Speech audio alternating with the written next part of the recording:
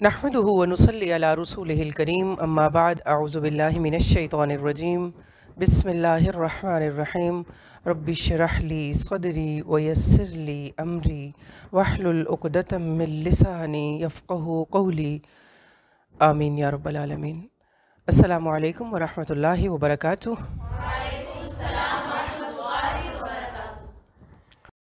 कुल इन्ना सलाती व नुसुकी व महयाय व ममाती लिल्लाहि रब्बिल आलमीन ला शरीका लहू व बिज़ालिका उमिरतु व अना अव्वलुल मुस्लिमीन। जी, क्या हाल है सबके? कैसा गुजरा वीकेंड? इसी याद में गुजरा कि मेरा जीना, मेरा मरना, मेरी ज़िंदगी, मेरी मौत, मेरे सारे काम, अफ़ाल, एक्शंस अल्लाह रब्बुल इज़्ज़त के लिए हैं। कितने फ़ीसद याद गालिब रही डीलिंग में? कोई लास्ट क्लास में जो हमने होमवर्क लिया था उसके हवाले से कुछ शेयर करना चाहेंगे प्लीज़? जी जो बातें आप बताती हैं वो याद रहता है। जैसे वुज़ू के टाइम पे हाँ, तो अक्सर रिमाइंडर आता रहता है थोड़ी थोड़ी देर बाद कि एड़ियाँ कुछ नहीं रखनी, फिर हाथों की केयर की कि उनके जो जोड़ है उनको भी अच्छी तरह से वहाँ से हम रिमूव करें और नाखून पड़ने चाहिए। सही। और चेक लिस्ट हमने सोचा था कि हम उसको फिलअप करेंगे और हम उस पर काम करेंगे। चेक लिस्ट आप लोगों को दी गई थी, उस पर कितने लोग काम कर रहे हैं? ओके। और कोई ऐसी हैबिट या कोई ऐसी बात जो मसलन 3, 4, 5 दिन पूरा वीक निकल गया और एक मरतबा भी हम वो अटैम्प्ट नहीं कर पाए, तो उस पर हम रेड मार्क भी कर सकते हैं कि ये वो चीज़ है जो हम ज़्यादा एफर्ट से जिसे हमें करना है। क्योंकि हम हैबिट मेकिंग और ब्रेकिंग की बात ही कर रहे हैं, तो ये सिलसिला याद दहानी के बगैर मुमकिन नहीं है और रिपीटिशन भी मांगेगा। और वो इस एहसास के साथ और अतात के इस जज्बे के साथ फिर मुस्तकिल मिजाजी में फिर उसका भी एक रोल है। फिर साथ हम नीयत में ख़ुद को बार बार ये रिमाइंडर दें कि चाहे वो जिस्मानी सेहत है, उसके मामलात हैं, मसलन सफाई के हवाले से हम बात कर रहे थे, जिस्मानी सफाई पे हमने बात की। जिस्मानी सफाई और अंदरूनी सफाई, इस सब के साथ साथ माहौल की सफाई भी अपनी जगह पे एक अहमियत रखती है कि जहाँ हम उठ रहे हैं, बैठ रहे हैं, जहाँ हमारा क़याम है, जहाँ हमारी ज़रूरियात मुंसलिक हैं, वो घर है, ऑफ़िस है, कोई भी ऐसी जगह है, उसकी सफाई भी और इसी नीयत के साथ जिस्मानी सेहत के साथ जुड़ी हुई है। छोटी छोटी चीज़ों में मसलन हम एक चेक लिस्ट इस पे भी बना सकते हैं कि हम घर में रहते हैं और घर में रहते हुए घर की सफाई, माहौल की सफाई, अपने इर्द गिर्द की सफाई, उसमें हमारी हैबिट्स क्या हैं। मसलन हम स्टार्ट लेते हैं अगर माहौल की सफाई में, तो हमें रसूलुल्लाह सल्लल्लाहु अलैहि वसल्लम की हदीस में जो पता चलता है, आपने फरमाया कि अपने सहनों को तुम साफ़ रखा करो क्योंकि यहूद अपने सहन को साफ़ नहीं रखते। तो बाज़ औक़ात सफाई के दौरान जब हम झाड़ू लगा रहे होते हैं या सफाई कर रहे होते हैं तो प्रॉपरली नहीं करते, कोनों खुदरों से नहीं करते, मसलन बेड के नीचे, ड्रेसिंग के पीछे, साइड टेबल के पास, हाँ, तो आगे आगे से या शीट के नीचे या कारपेट के नीचे, जिसे आप लॉन्ग क्लीनिस कह सकते हैं, वो चीज़ नहीं आती। ये बेसिक मैनर्स में से भी है, आदत में से भी है, और बहुत अच्छी बात है अगर हम कॉन्शियसली सफाई की नीयत से शुरू से अपने अंदर ये चीज़ें थोड़ी थोड़ी करके डालें। मसलन आप किचन साफ़ कर रहे हैं, टॉप साफ़ कर रहे हैं, उसके अंदर अपनी एक इम्पॉर्टेंट चीज़ है कि आप सफाई कर रहे हैं तो जिस चीज़ से सफाई कर रहे हैं वो कितनी साफ़ है। बाज़ औक़ात सफाई के लिए भी जो हमारे यहाँ क्या कहा जाता है, कोई गंदा कपड़ा ले आओ साफ़ करने के लिए। साफ़ करने के लिए जब हम गंदा कपड़ा इस्तेमाल करेंगे तो उसने गंदा करना है, उसने साफ़ नहीं करना है।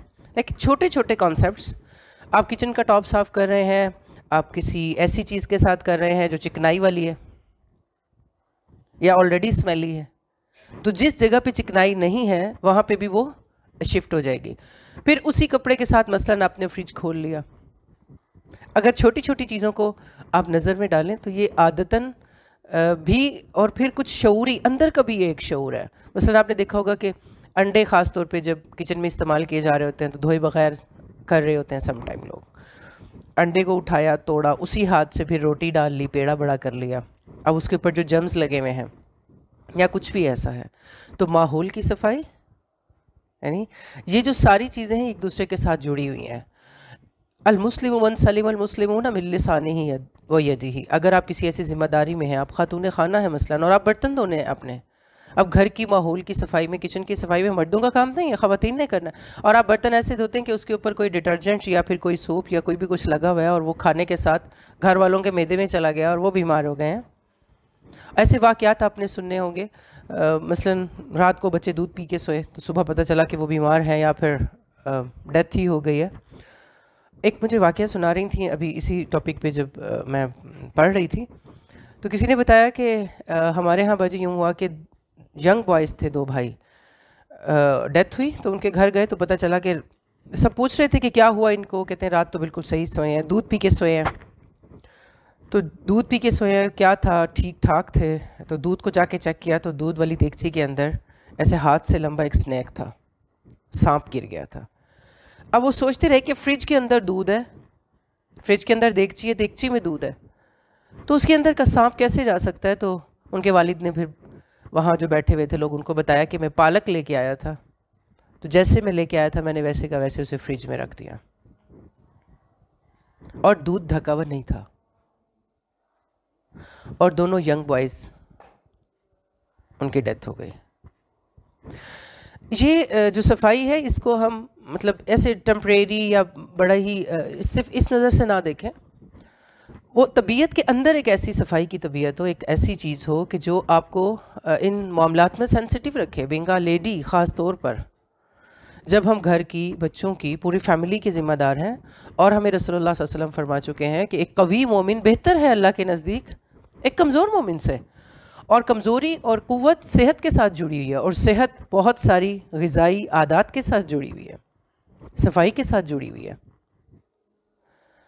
तो आप देखेंगे कि ये छोटी छोटी चीज़ें, मसलन आप एक लिस्ट बना लें कि घर में हमारा मसलन बेडरूम है, फिर किचन है, वॉशरूम्स की सफाई है।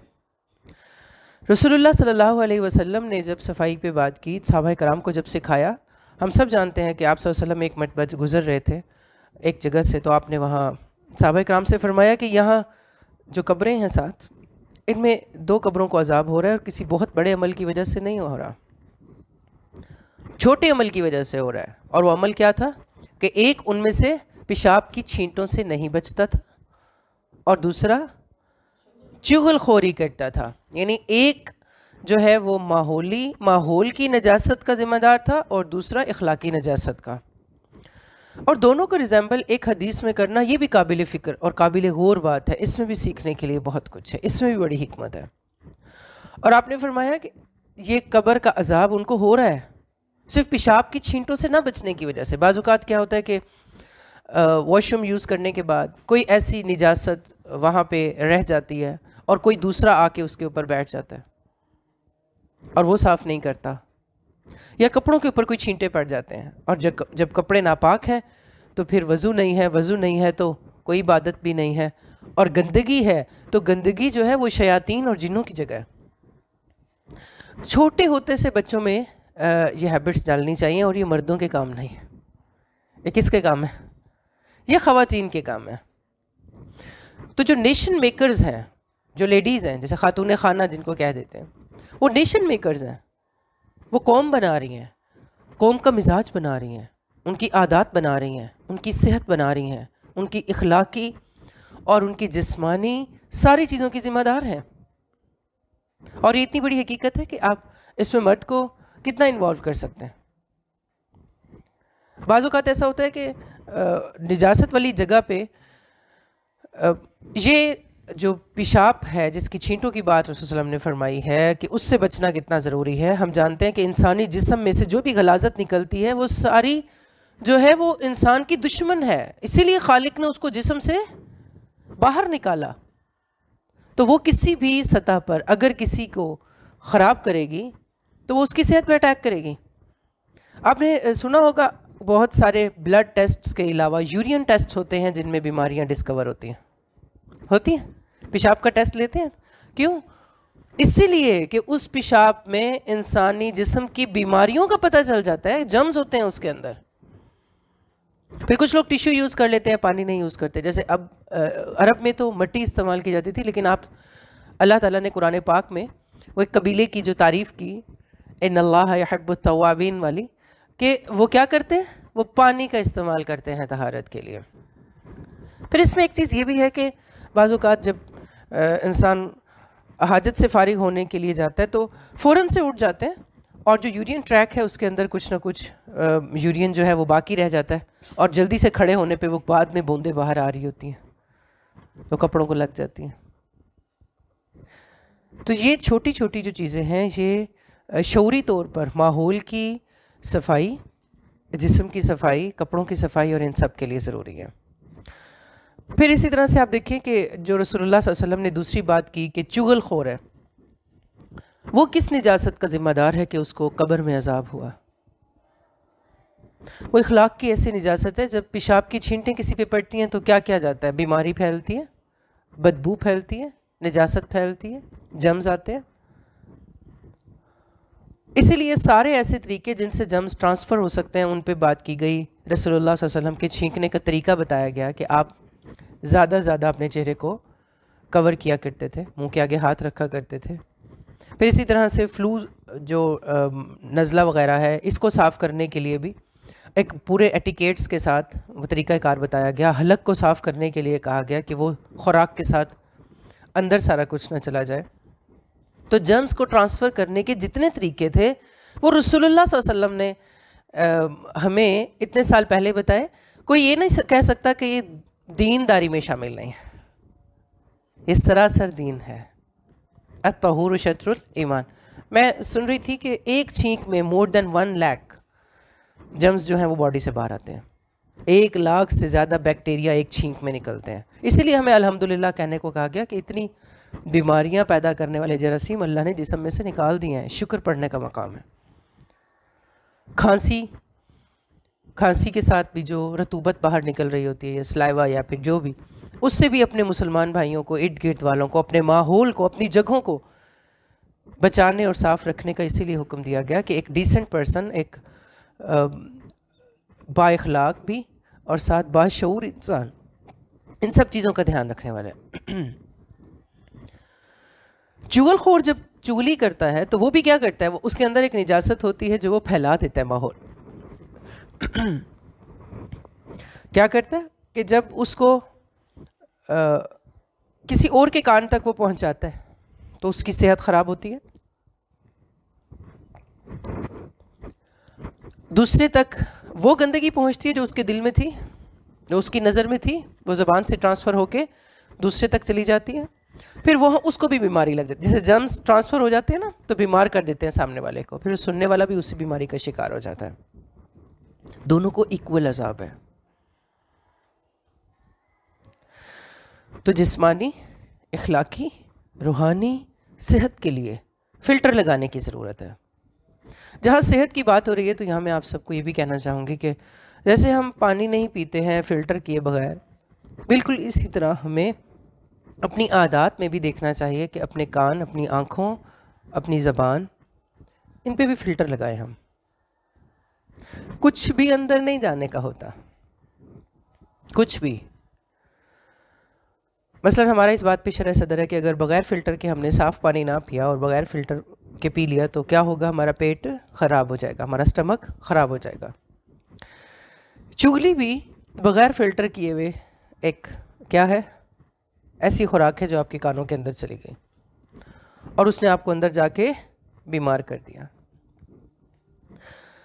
बोलते वक्त भी अपनी ज़बान पे फ़िल्टर लगाना चाहिए, अपने दिल और अपनी नीयतों को भी फ़िल्टर करना चाहिए। ये आपकी जिस्मानी सेहत के लिए भी ज़रूरी है।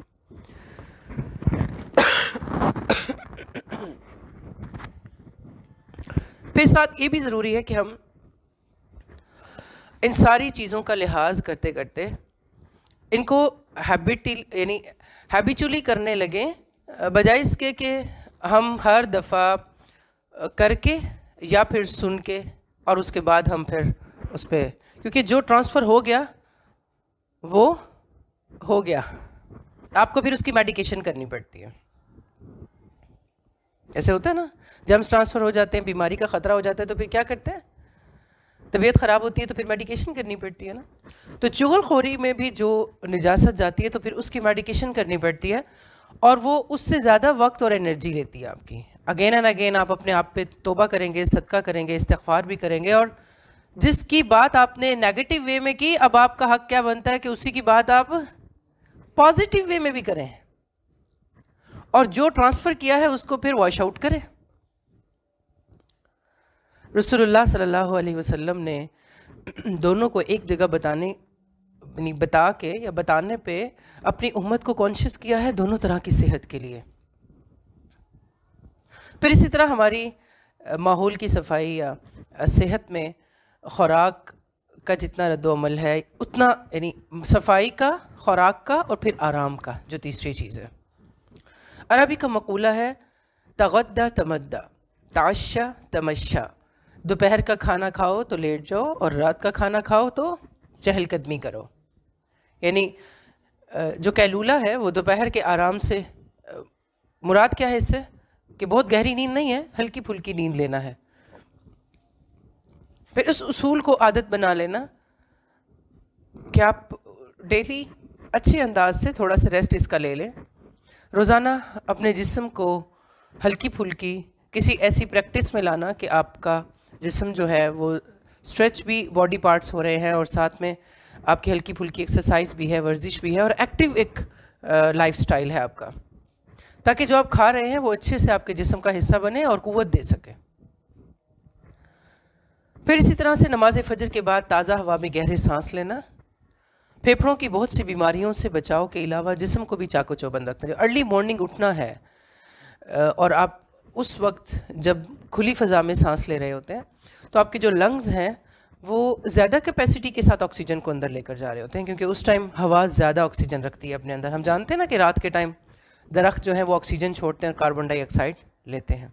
फिर इसी तरह कुछ ना कुछ किसी न किसी लेवल पर ट्रैफिक और इस तरह की जो सारी चीज़ें हैं उनका भी थोड़ा रोल जो है वो कम हो जाता है माहौल में और हवा में।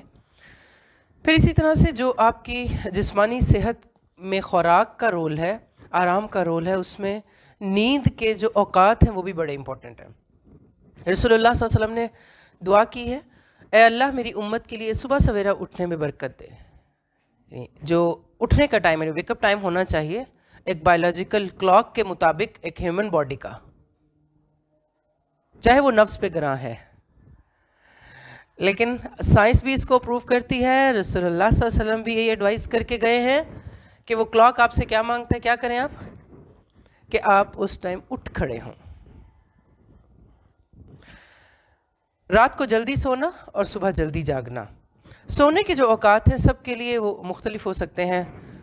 एक जर्नली कहा जाता है कि 8 आवर्स या 7 आवर्स इनफ होते हैं। ये सब के लिए बहरहाल बॉडी वाइज भी है, एज वाइज भी फैक्टर्स होते हैं।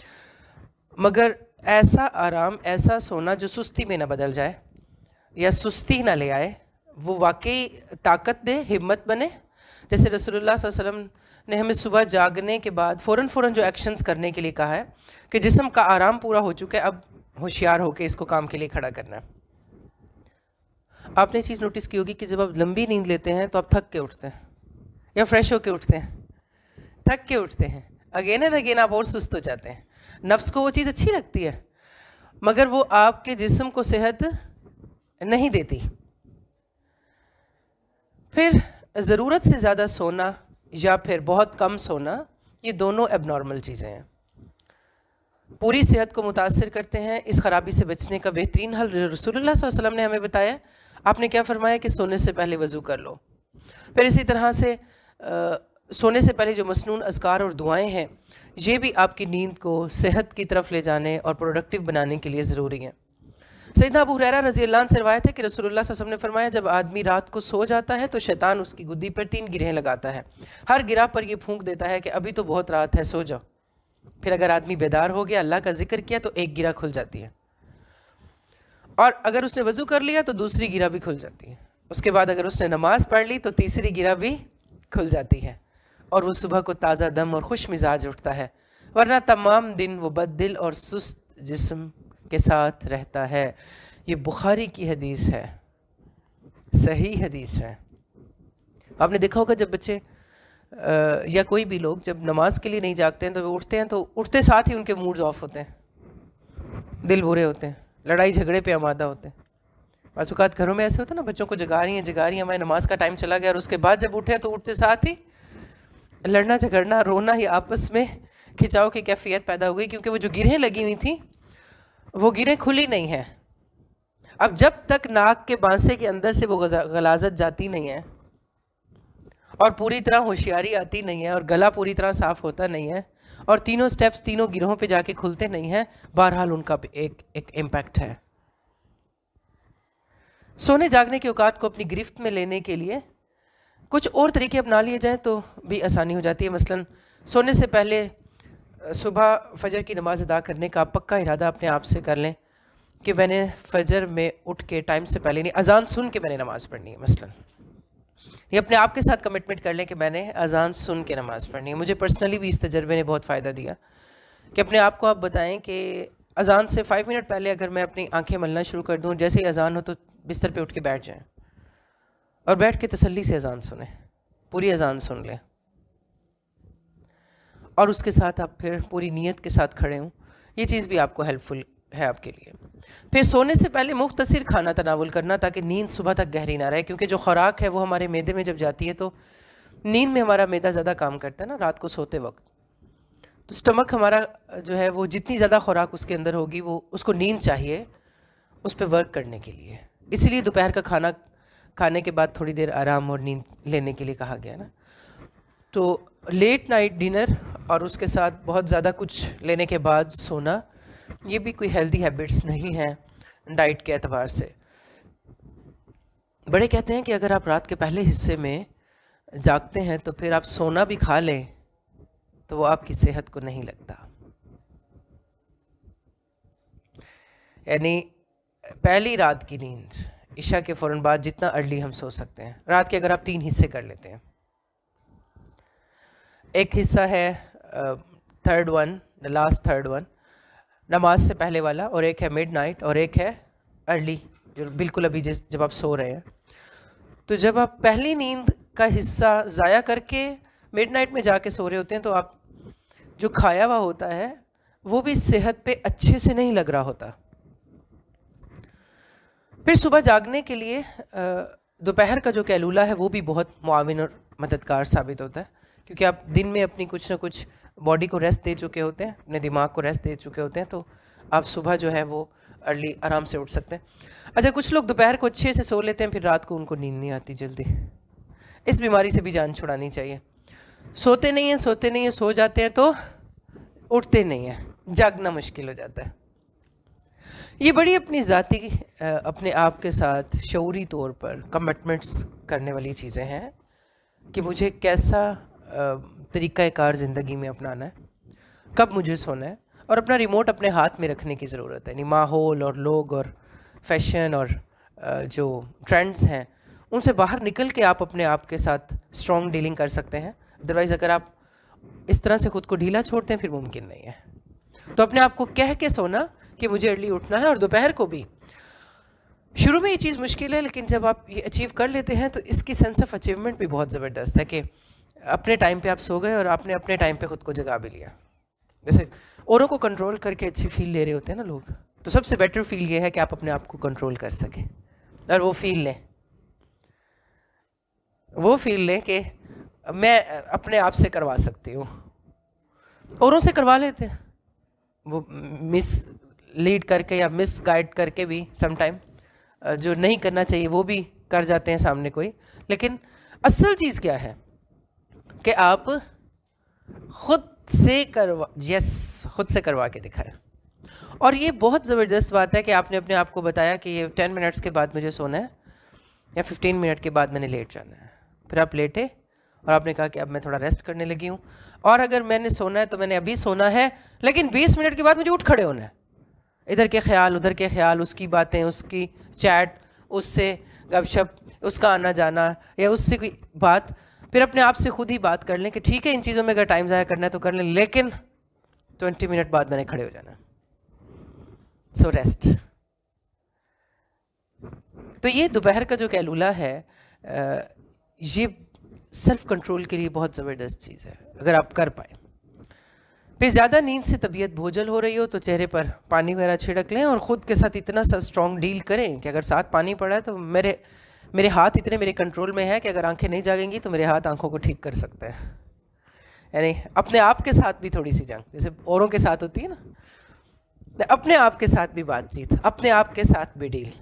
ये सिर्फ फिज़िकली नहीं है। देखें बाज़ औक़ात हम गलती करने के बाद जब अपने आप को कह रहे होते हैं कि नहीं गलती मेरी है, तो भी तो हम अपने आप को मुखातिब कर रहे होते हैं।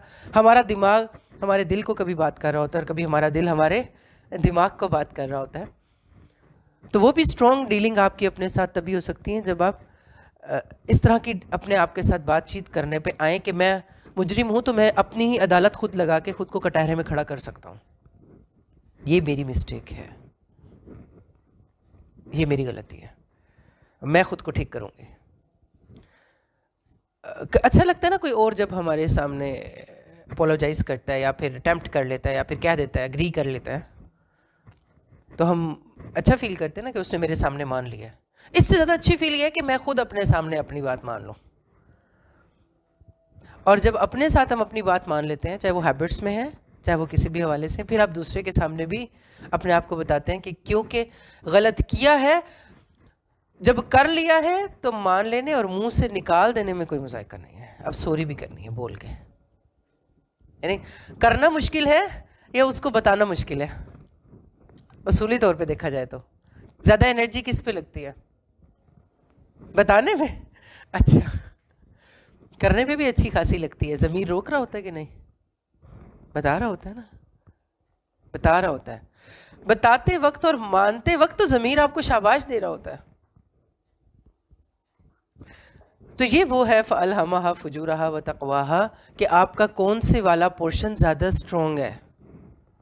जो ज़्यादा स्ट्रॉन्ग है ना वो आपको पार देगा, उसकी बात आप वो आपको कैच कर लेगा।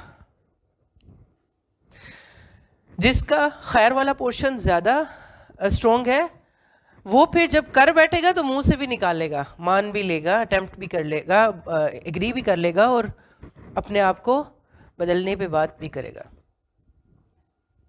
तो ये जो अल्लाह ने हमारी मशीन बनाई है, ये सारा सिस्टम, ये बहुत खूबसूरत एक क्लॉक है। सब कुछ अल्लाह ताला ने हमारे अंदर हमें बताया हुआ है, अगर हम उसको सही तरह से डायग्नोस कर लें और इसको बताएं। जैसे सल्फ सालिहीन के बारे में आपने सुना होगा, वो अपने नफ्स से बात किया करते थे। वो बकर सिद्दीक रज़ियल्लाहु अन्हु ने अपनी ज़बान पकड़ के खींच रहे थे। एक सहाबी आए, उन्होंने कहा कि क्या कर रहे हैं अमीरुल मोमिनीन? कहते हैं ये मुझे हलाकत के गढ़ों में ले जाती है, ये मुझे हलाकत के गढ़, अपनी ही ज़बान को खींच रहे हैं, ये मुझे हलाकत के गढ़ों में ले जाती है। वहाँ बोलती है जहाँ से बोलना नहीं बनता, या ज़्यादा बोलती है जहाँ से कम बोलना चाहिए, या बोलती नहीं है जहाँ इसको बोलना चाहिए। तो ये जो सहाबा इकराम के एक्ट है हमारे सामने, वो क्या है? अपने आप के साथ डील है ना। किसी दूसरे की ज़बान खींचना आसान है कि अपनी ना। लेकिन ये कब है? जब हम खुद अपने आप पे इतना कंट्रोल रखते हैं, जब हम खुद अपने आप के साथ इतने मुनसिफ हैं। ये कंट्रोल आपको रात को जल्दी भी सुलाएगा, ये सुबह जल्दी जगाएगा भी, ये लाइफ रूटीन भी सेट करेगा, डिसिप्लिन में भी लेके आएगा, और आप उन्हीं 24 घंटों के अंदर इतना कुछ कर लेंगे कि बाज़ औक़ात फिर 24 घंटे दो मुख्तलिफ लोगों को मिले होते हैं, एक के काम ही पूरे नहीं होते और दूसरा उसमें बहुत कुछ अचीव कर जाता है और बहुत कुछ उसकी ज़िंदगी में अचीवमेंट्स हो जाती हैं। फिर जो हम जागने में सेहत से जुड़ी इस चीज़ को समझ लेते हैं, जबकि मेरे लिए यही बेहतर है, मुझे उठ के आंखें मलनी है, रसूल सल्लल्लाहु अलैहि वसल्लम की सुन्नत है तो इसमें बेहतरी है, तो ख़ुद से इतनी सी बात करें कि अच्छा लाइट ना ऑन करना, मैं उठती हूँ। इस चीज़ से मुझे ख़ुद को बाहर निकालना है। उठ गए तो उठ गए, करना है तो करना है, करना है तो करना है, जागना है तो जागना है। जैसे आज मैं बच्चों से कह रही थी, मैंने कहा ये नींद पूरे नहीं, ये खुद को डिस्टर्ब करने वाली प्रैक्टिस है जो आप कर रहे हो। ये लास्ट 15 या 10 मिनट्स जब आपको जागना है, जब आप जाग गए और आप लेटे हुए, अच्छा 5 मिनट तक उठता हूँ या उठती हूँ, अच्छा 5 मिनट और, वो 5 मिनट क्या हम सो रहे होते हैं? वो क्या कर रहे होते हैं? डैमेज कर रहे होते हैं अपना दिमाग, खुद को टीज कर रहे होते हैं। उठना है, उठना है। तो इससे बेटर क्या है कि उठना है और खड़े हो जाए। फिर इसी तरह जो जितनी भी फैसिलिटीज़ यूज़ करके हम सो रहे हैं, जिनसे हमें नींद अच्छी आ रही है, मतलब एसी ऑन किया हुआ है, लाइट्स ऑफ हैं, फ़ैन ऑन है, तो उठते साथ ये चीज़ें सारी इन सबको शटअप कॉल दें कि अब एनवायरनमेंट चेंज होना है। बहरहाल सोने जागने के जो औकात हैं उनको मुनज़्ज़म करना जिस्मानी, इखलाकी, रूहानी और रूहानी के साथ आप ये देखें नफ्सियाती सेहत के लिए भी बहुत ज़रूरी है। एक जो हमारा दिमाग है, इंसानी दिमाग जो हमारा है, इसका जो वज़न है 1.5 kg है। 1.5 किलो का दिमाग है हमारे सर में, लेकिन हमें इसका वज़न इसलिए महसूस नहीं होता है कि इस खोपड़ी को अल्लाह ताला ने फ्लोट कर रही है ये अंदर, ऐसे पानी या वाटर के साथ, ऐसे केमिकल के साथ है ये कि उसने इसको संभाला हुआ है। और जब ये जो हमारा सारा पूरी बॉडी को कंट्रोल करने वाला सिस्टम है, हम इसको इसके राइट टाइम पे रेस्ट नहीं देते हैं, या राइट टाइम पे जगाते नहीं हैं, या इसकी राइट पोजीशंस नहीं बनाते। मसलन इसकी एक ही पोजीशन रहेगी अगर हमारा सर सीधा है, रकू में जाएगा तो थोड़ी पोजीशन चेंज होगी, और जब सजदे में जाएगा तो पोजीशन टर्न कर जाएगी। तो ये एक्सरसाइज आपके इसके लिए मस्ट है। तभी आपको हर रकत में 2 सजदे और नमाज दिन में 5 मरतबा कई रकतें, यानी अल्लाह ताला ने हमारे सिस्टम के अंदर जितनी भी चीज़ें रखी हैं इबादत, वमा खलक़तुल जिन्ना वल इंसा इल्ला लियअबुदून। तो साइंटिफिकली जो चीज़ें प्रूव हो रही हैं वो तो चलें अब आके हो रही हैं। मुझे ख्याल आ रहा था कि सहाबा किराम और रसूलुल्लाह सल्लल्लाहु अलैहि वसल्लम ये सब मेजरमेंट्स नहीं जानते थे, उनका ईमान कैसा ईमान था। आज तो हम फिर बात कर रहे थे, जैसे हमने थोड़ी थोड़ी बात की ना, नाक के बारे में की, आँख के बारे में की, कान के बारे में की, या जो भी सहाबा किराम उनके पास तो ये फिगर नहीं थे, वो सिर्फ रसूलुल्लाह सल्लल्लाहु अलैहि वसल्लम की अताअत में और अल्लाह की मोहब्बत में उबे करते हुए सारा कुछ कर रहे थे। जब इंसान राइट टाइम पे अपने दिमाग को सुलाता है, राइट टाइम पे उसको जगाता है और अल्लाह की अताअत के मुताबिक उसको इस्तेमाल करता है, तो फिर आप ये देखिए कि उसकी सेहत, चाहे वो जिस्मानी है या रूहानी है या इखलाकी है या इवन नफ्सियाती है, वो सब आखिर दम तक। आपने देखा होगा ऐसे बुज़ुर्ग जो कुरान पाक की तिलावत करने वाले या दीन की खिदमत करने में, या जिनकी नमाज़ों के औकात बड़े अच्छे हैं, आखिरी उम्र तक भी वो खुशबाश तबीयत के मालिक होते हैं और बड़े डिसिप्लिन्ड होते हैं, औकात के मुताबिक चल रहे होते हैं। कम फैसिलिटीज़ के अंदर भी उन्होंने अपने छोटे छोटे सारे ग्राउंड सेट किए होते हैं और उसी के अंदर वो कोशिश करते हैं किसी पे डिपेंडेड ना हो और अपना सर्कल वो बड़ा अच्छा चला रहे होते हैं। यानी उनकी जहनी सेहत जो है वो मजमूई तौर पर उस टाइम तक भी अच्छी प्रोडक्शन दे रही होती है। बहरहाल कुछ जगह हैं जहाँ रसूलुल्लाह सल्लल्लाहु अलैहि वसल्लम ने हमें सोने के मुतालिक गाइड भी किया है, जैसे खाने के फ़ौरन बाद रात को सोने से परहेज़ करना, इसलिए बेटर है कि नमाज मगरिब के बाद खाना खा लिया जाए। फिर इसी तरह आप सल्लल्लाहु अलैहि वसल्लम की हदीस के मुताबिक नमाज इशा के बाद सोने में ज़्यादा देर ना करना। इशा की नमाज के बाद ज़िक्र इलाही या इल्मी गुफ्तगू या फिर कोई दीनी मुज़ाकरे के लिए या फिर घर वालों के लिए कोई ज़रूरी बात के लिए जागा जा सकता है, जो हमें रसूलुल्लाह सल्लल्लाहु अलैहि वसल्लम की सीरत से पता चलता है। इसके अलावा आपने इशा के बाद ज़्यादा बातें करने को नापसंद फरमाया। दिमाग है, दिमाग के नीचे आँखें हैं, कान है, अंदर पूरा सिस्टम है और फिर पीछे बाहर सारी कायनात है, और पूरा उसका एक क्लॉक है कि जब रात को आप मगरिब के बाद देखते हैं पूरी कायनात के सारे परिंदे, चिड़ियाँ, कौवे, आपने देखा होगा मगरिब होते ही, सूरज गुरूब होते ही वो किस तरफ चल पड़ते हैं? अपने अपने घोंसलों की तरफ। एक कायनात के क्लॉक के साथ उनका सिस्टम बिल्कुल एडजस्ट हुआ हुआ है। इंसान को अल्लाह ताला ने ये इख्तियार दे दिया है कि कुछ अरसे के लिए वो इस मशीनरी को अपनी मर्ज़ी के मुताबिक भी डील कर सकता है किसी हद तक, ना मजबूर महज है ना मुख्तार कुल है, फुली भी इख्तियार नहीं है।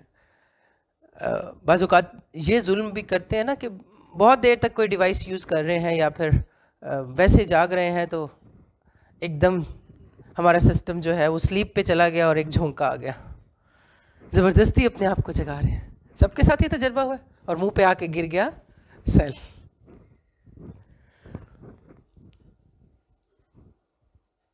बहरहाल अल्लाह की नेमतों को, उसकी अताअत, उसकी फरमाबरदारी, उसकी मोहब्बत, उसकी खुशनुदी और रज़ा के लिए अगर हम इस्तेमाल करें तो हमारा फ़ायदा तो है ही है, उसकी उम्र भी बढ़ती है।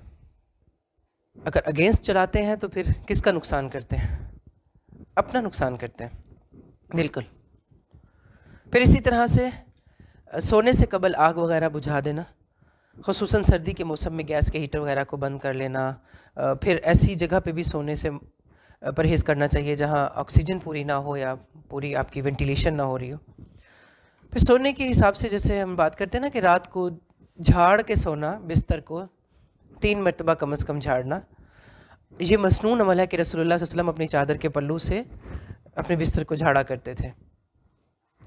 एक मरतबा आप एक सहाबिया के घर गए, उम्महातुल मुमिनीन में से एक जो थी वो, उन्होंने वो बिस्तर जो आप रोज़ाना जिस पे लेट के सोया करते थे उसको दोहरे के बजाय चेहरा कर दिया, 4 उसकी तहें बना दी कि आपको निशान पड़ जाते थे कमर पर चटाई के।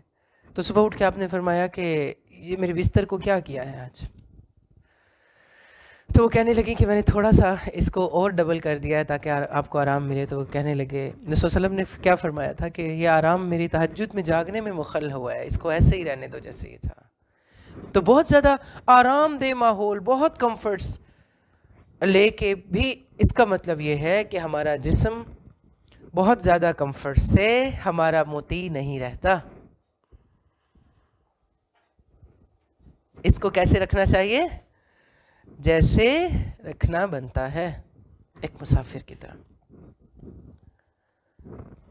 फिर दाएं करवट सोना और दायां हाथ रुखसार के नीचे रख के सोना। फिर सोते में अगर करवट चेंज हो गई तो वो और बात है। फिर जैसे पेट के बल सोना, आपको पता है ना कि आंखों के लिए भी वो ठीक नहीं है, या मुंह लपेट कर बहुत ज़्यादा सोना, वो भी ठीक नहीं है। इस सोने के मुतालिक जो एहतियातें हैं ये जागने के लिए भी आपके लिए जो है वो मुआविन है। और ये सारी चीज़ें वो हैं जो हमें कई साल पहले रसूलुल्लाह सल्लल्लाहु अलैहि वसल्लम बता गए हैं। जी, आप में से कोई कुछ इसमें शेयर करना चाहे, किसी के जहन में कोई एक्सपीरियंस या कुछ आ रहा हो तो प्लीज़ बात कर सकते हैं। यस जी। अक्सर जैसे हम डेली रूटीन में सुबह टाइम पे उठ जाते हैं तो बहुत अच्छी फीलिंग होती है, लेकिन जब संडे को लेट से उठते हैं ना तो मूड भी ऑफ होता है, काफ़ी थकी होती है, ज़्यादा थके हैं। और काम भी ना, जब संडे को देखिए लेट उठना तो काम कंप्लीट नहीं होते, सारा दिन काम करते रहते तो बचत खत्म हो जाती है। हाँ जी, बज़ाहिर नफ्स के लिए ये चीज़ बहुत ज़्यादा अट्रैक्टिव है ना कि संडे आ रहे हैं और बहुत देर तक सोएंगे, और अगर संडे को जल्दी जगा दिए तो बहुत बड़ा जुल्म है। लेकिन वो हमारे जिस्म के साथ खुद ही जुल्म हो रहा होता है। जब हम देर से उसको यानी जगा रहे होते हैं तो वो एक्टिव नहीं रहता है। ठीक है, अपने सोने और जागने की आदत पे नज़र डालेंगे इंशाल्लाह। इसी तरह अपने माहौल की सफाई के हवाले से अपनी ज़ाती आदत, हम कितने सेंसिटिव हैं।